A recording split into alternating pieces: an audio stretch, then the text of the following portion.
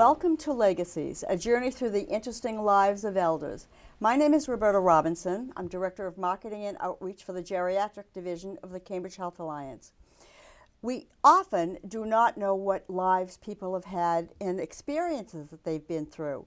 We decided to showcase a few seniors to share their experience, strength, and hope with you. We hope you enjoy it. Today we have with us Mary Louise Daly. Mary Louise is 94 years young and lives in Clarendon Hill Towers in Somerville. Welcome, Mary Louise. Thank you. How are you doing today? Oh, pretty well, Good. for an old lady. For an old lady. But you're still moving and I'm grooving. still moving. And you're still driving a little bit. I am, selectively. A remarkable woman. So let's start by telling us a little bit about your life and when you got married and children and things like that. Well, I'm an only child. I was born in Wilmington, Delaware, where my father worked for, not Hercules, that was in New Jersey. But anyway, he and my mother moved to Wilmington, and that's where I was born. And then we moved to Boston. Mm-hmm. He was working his way up the ladder, and he worked for Stone and Webster in Boston. And then we moved to Cincinnati, Ohio, and he went to work for Procter and Gamble. And we stayed there for a while, lived in Clifton. And then the Great Depression came along, and unfortunately he had invested in stocks and became very broke. So we moved back to New Jersey, and he started his own business there as a consultant. And I loved New Jersey. My mother was born there. I loved living in New Jersey. But then that's when we moved back. We moved to Cincinnati, because he was nervous that it was getting near time for me to go to college, think about college, and he wanted to get more settled. So we moved out there. And But you went to college at Simmons, didn't you? I went to when we moved back to New Jersey. No, I've lost my train of thought.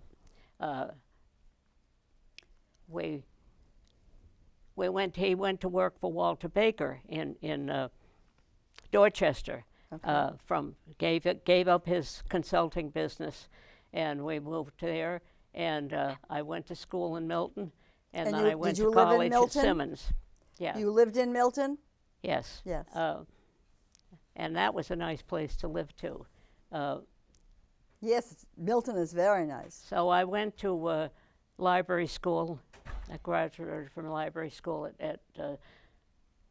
and then my first job was working for the city of Boston in the library system, not at the main library, but in the branches. Some of the branches, like Roslindale and Charlestown?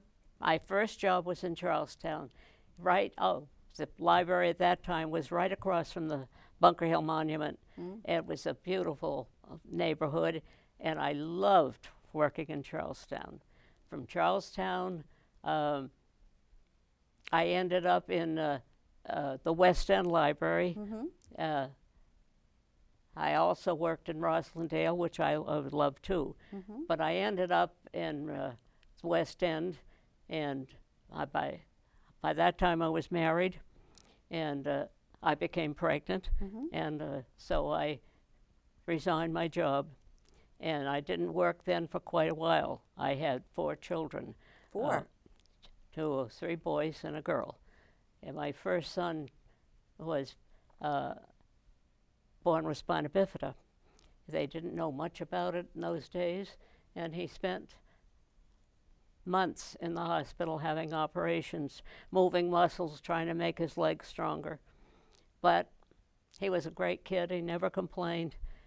I don't think maybe once in my life did I ever hear him complain. Wow. But he survived, and actually he got married, bought a house, but then when he had a massive coronary when he was 43 and passed away.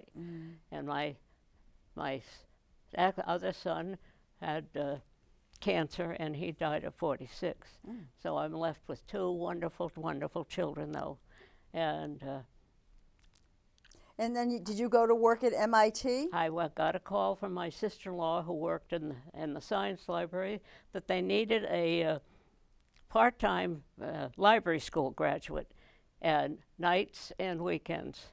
And so I went and was interviewed and was hired, and I studied there 28 years. 28 years. 28 wonderful years. Wonderful. You loved Wonderful MIT. years. And if my husband hadn't had a stroke and was in precarious health, I would never have retired when I did. I loved it so much. I couldn't wait to go to work. So where did you live? Where were you living when your husband took ill? We were living in Somerville then. You had moved from Milton to Somerville? We were with my parents in Milton for a while after we got out of the service. It was very difficult to find housing, and I heard that they were putting up affordable housing in Cambridge, and we put our name in, and we eventually got an apartment and stayed there until my father died. My father and mother had moved to Cambridge to be nearer to me. And he passed away, and my mother came to live with us. So we found a large apartment in Arlington, and she moved in with us. And we stayed there for until my husband had the stroke. The kids were grown by this time. They were grown, and they were leaving the nest.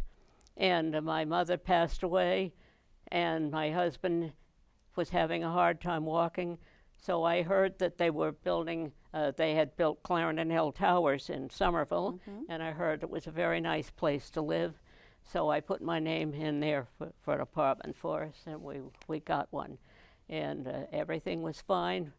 It was a lovely apartment, and people were very nice. It was 50% elderly then, but the rest was multifamily housing, although there weren't very kids there at that time. And then, just as I got used to it and was feeling complacent, we got a letter from the CAS, the nonprofit agency in Somerville, asking us to support a rent control board. Rent control had been voted out, so they asked us that. And in that letter they said, but you are at risk at Clarendon Hill Towers because your complex you live in was called an expiring use complex. And when the owner bought it for 40 years, he had a clause there that after 20 years, he could prepay and sell it to another buyer. But Mayor Brune, who was mayor of Somerville at that time, told the owner, no way. No way, it had to remain affordable housing. And this is when Mary Louise's whole life changed, right, Mary Louise? It certainly did. I never realized it would. But our alderman at the time, Kathy O'Day, at the behest of the mayor, called a meeting at the Powder House School for the tenants to discuss our situation. And we went there, and they said everything was true, that we were at risk, and the thing for us to do was to form a tenants association so we could have some clout. And they asked for 5 residents from each building. There are 3 buildings at Clarendon Hill, to sign up to be the nucleus of a tenants association. So 15 in all. 5 from each? 15 in all, Yes. 5 from each building. Yeah. And I went home and told my husband, and he said, I knew you'd do that. So we got involved. The mayor asked Cass to give us an organizer to organize a tenants association. And we worked on that. The first thing we did was to start a newsletter, because it's 3 separate buildings, and that was the best way to communicate with everybody, to tell them what we were going to hope to do. And we also decided that the best way for us to go was to become a tenant-owned, tenant-controlled tenants association, which was, I think, unheard of at that time. So we did. So you were pioneers. We were pioneers, and but we didn't have any money, so we went to SCATV in Boston, who were involved in housing. But before that, before we went to SCATV, we decided we'd have a fundraiser to get some money, and we asked the tenants to put, if they could, at least $5 in an envelope and put it under designated doors. And I was one of the doors. And it was like you'd hear a little flutter and you'd see another envelope with money in it. We raised over $1,000. Wonderful. And we went to SCATV. They listened to us and they believed in us. So they gave us money to hire a consultant to help us with the thing. Well, from then on, we really time went fast, and we did a lot of work. The Tenants Association grew, and we had at least 40 people who were very staunch, and we called it the task force. Mm-hmm. We had cake sales and flea markets to drive anything we could do to earn some extra money. And we were doing pretty well. The Mayor Brune also gave us the services of a project director, Alice Warner, and boy, was she a pistol. She could have everybody wrapped up around her little finger. She was so smart. So everything was good. We were going, HUD approved of it. MHFA, which is a finance part of the city, approved of it and said they would give us some money. But they backed out. Oh. And we were up the creek then. Mm. But Emily went to California and she found a company called TRI who volunteered to start a bond issue. Oh. And people who had money would buy the bonds. Right. They would make money and we would get money for our purchase price. But we also had another bridge to cross. We had to persuade our owner that we would be good buyer for him. Now it was the same owner. It didn't same change owner, hands. Same owner. He worked for a big company in New York, and Clarendon Hill Towers was his baby. He started it and he loved it. So he had meetings with us. The nucleus, we formed an executive committee, which eventually became our first board.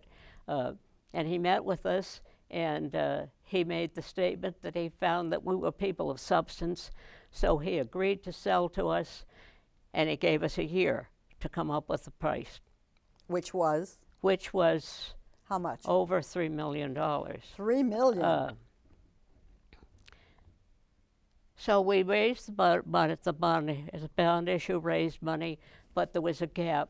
So the Somerville Housing Authority volunteered their bond capacity, and they had a lease on 41 units at Clarendon Hill Towers for 99 years. And we got Section 8s from HUD, and we were on our way. Quite a few Section 8s from HUD you got, yes? 300. You got quite a few Section 8s from HUD. Yes, we did. We got enough to buy the place, except of this gap that we needed the $1 million from the Housing Authority. So with that, we started out, and I can remember the former owner saying, if you thought buying this place was hard, wait till you start running it. And boy, truer words were never spoken. Mm. But we were optimistic. We had worked very hard, and we were good workers. And you were out to save your building. We saved the 3 buildings as affordable housing in perpetuity. That's how it went. There would have been so many elders that would have been homeless if this hadn't happened. Absolutely. Is that correct? Absolutely. The city was so supportive, but they couldn't afford to lose all that affordable housing either. Right. And the state was our representatives in the State House were wonderful, worked hard for us. And young Joe Kennedy was in Washington at that time, and he worked hard too. So with all of it, we finally became owners. We started the first thing, we put new windows in and sprinkler systems and started out. We hired a resident services coordinator, had our own office there to work with the tenants, forming committees, learning how to be owners. We had training sessions where people went to learn how to run a place and intelligently. And we were doing very, very well. And did you become the first president of the tenants? I was the first president, which shocked me because they took the vote when I wasn't there. Ah, by default. But at our first annual meeting, we were very altruistic, and we wanted to be very democratic. So we had an election for a new board. And unfortunately, that was a mistake we made because we had the training and we had the experience, and we should have stayed there for a little longer before new people came in. And it worked very well for a long time.